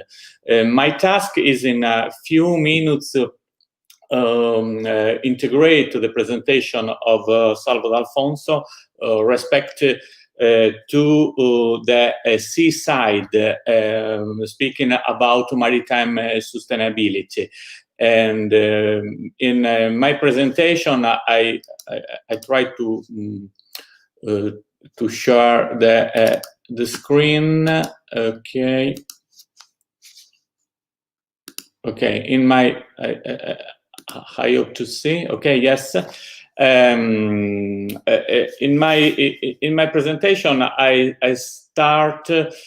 began respect to the 17 Sustainable Development Goals that Salvo speak before, and concentrate the attention respect to the goals number 9, number 11, and number 8.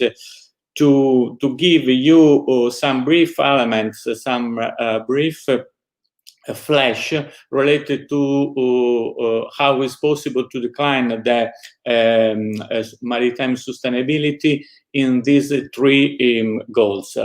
Several speakers before, as Francesco Di Maio, give us some elements.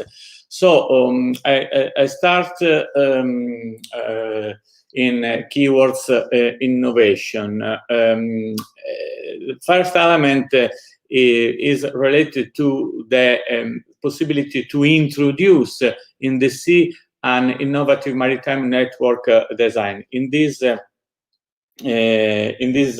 picture on the left, you can see an innovative proposal introduced by the Optimat project, where the project introduced an hub and spoke network model in RoRo organization. You know that RoRo organization is use a direct line and not a hub and spoke model, that a model typical for container organization.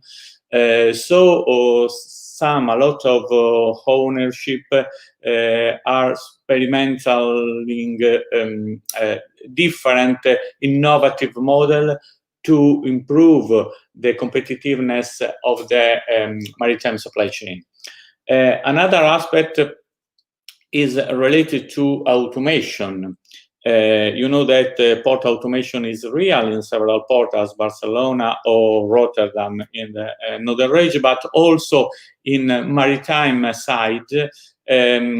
Some ship owners, some center of research are experimental the ship without pilot, or with a different level of control of the ship, using satellite or using network and others.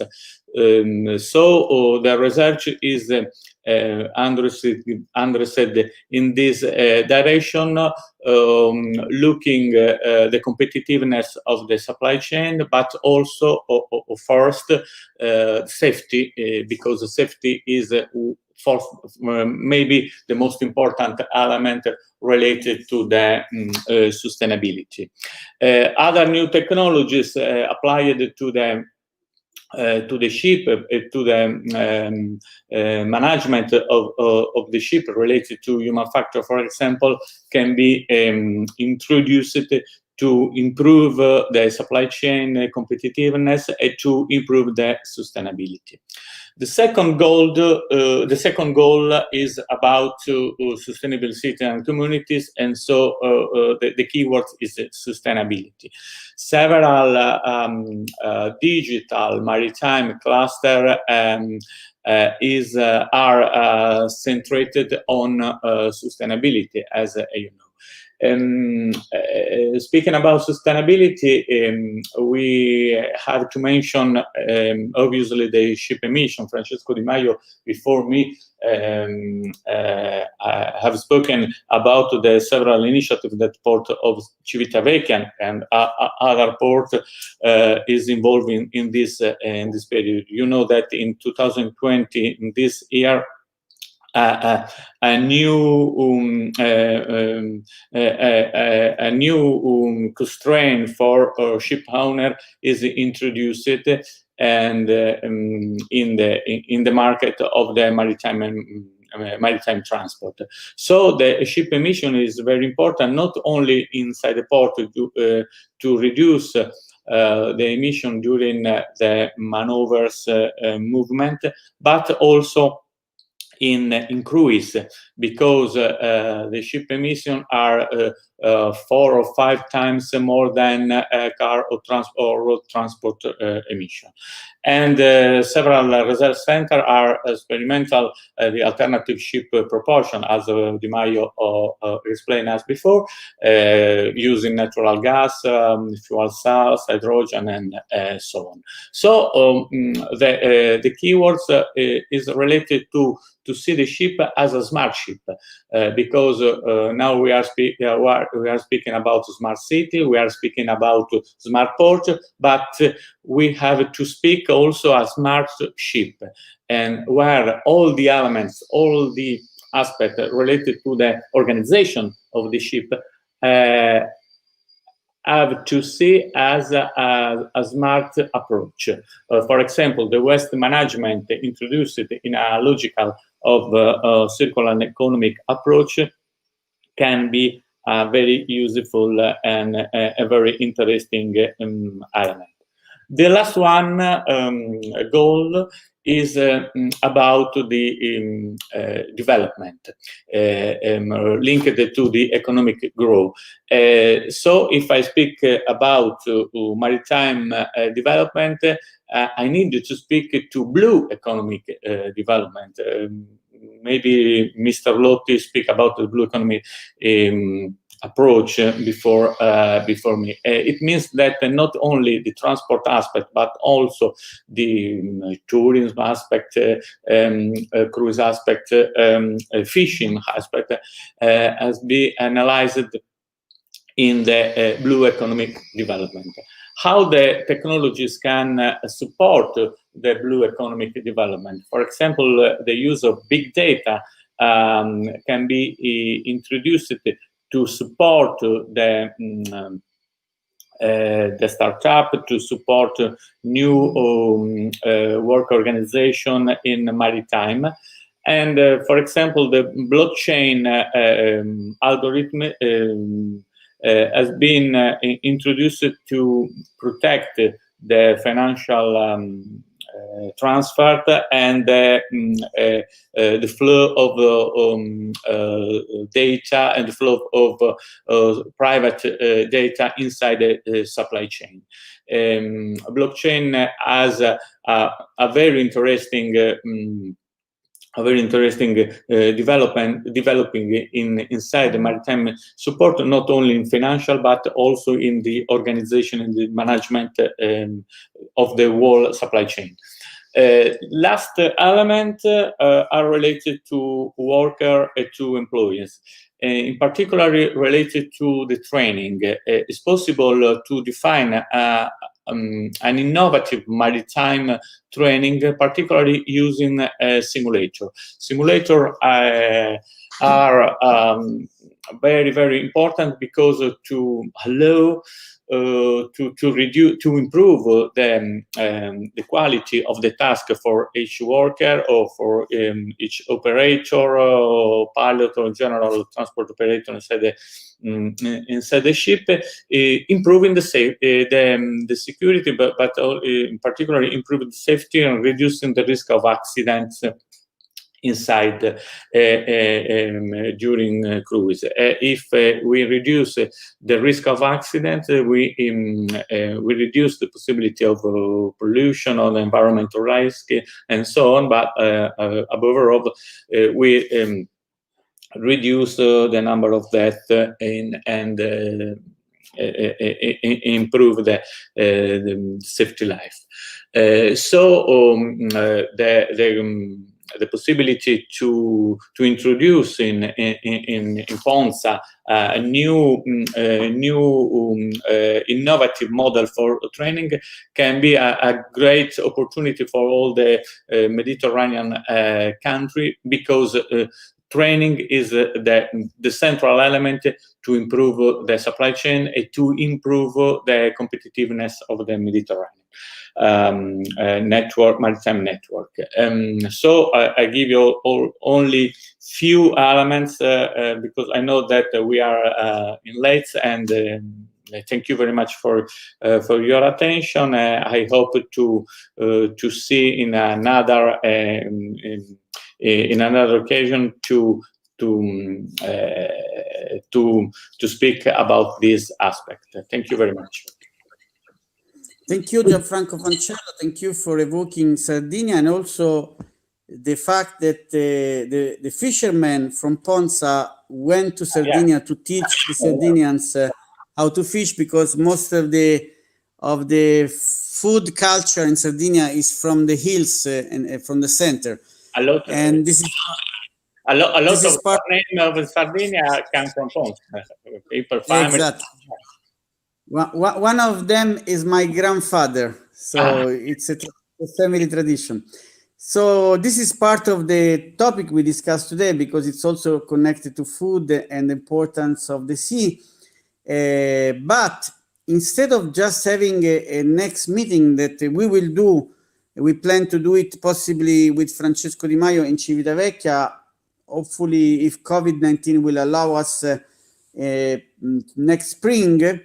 I think it's important also for you, since you mentioned also Ponza, and I guess also you meant the laboratory for sustainability that we plan at the Villa delle Tortore. I renew the appeal to all of you to give us a written contribution in light of this debate, because there was an exchange also on some debate, on some details, on some subjects. So please take into consideration also the contributions of the several experts and representatives of the institutions.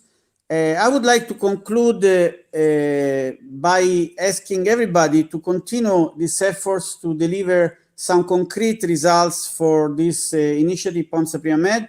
And beside the meeting we will have for the third annual event on September the 4th in Ventotene, we hope to have another event specific on the Villa delle Tortore, hopefully in Ponza Island, together with our partners from the southern region, in particular Wala, who is my colleague, the coordinator of the Annalyn Foundation in Egypt, and Fadwa, she is the coordinator of the Palestinian Annalyn Foundation network, because we won a tender by the Annalyn Foundation to develop the Ponza Prima-Med project.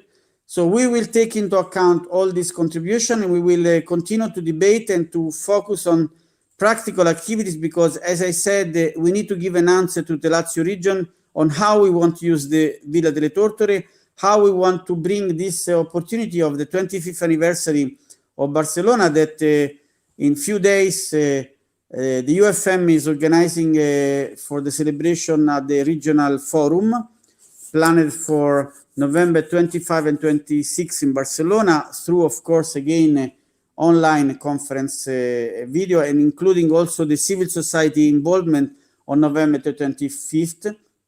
We see in perspective the future of this initiative as something that will bring continuity in the common agenda, to use the expression that Ambassador Kamel, Secretary General of UFM, used in Rome on December 6th, the first interinstitutional meeting, a common agenda for all the institutions inspired by the Barcelona Declaration.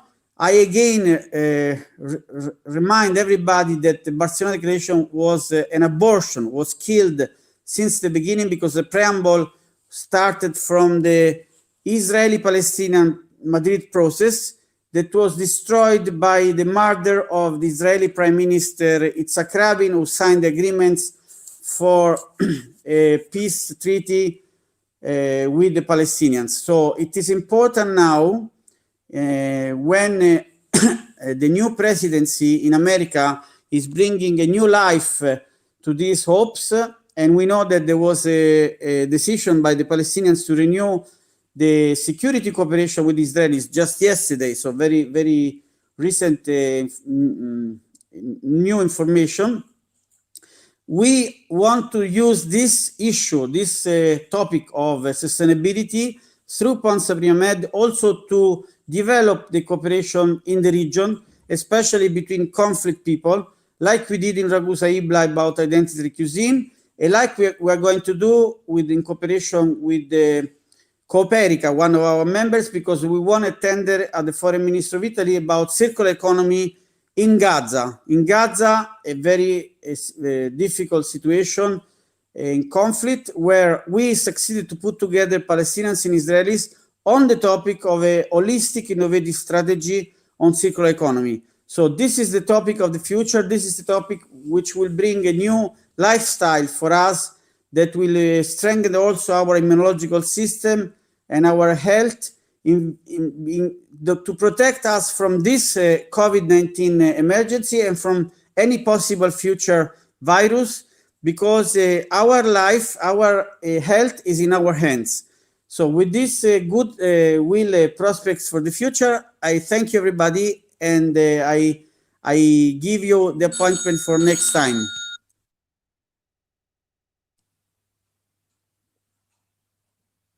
Per errore ho risposto.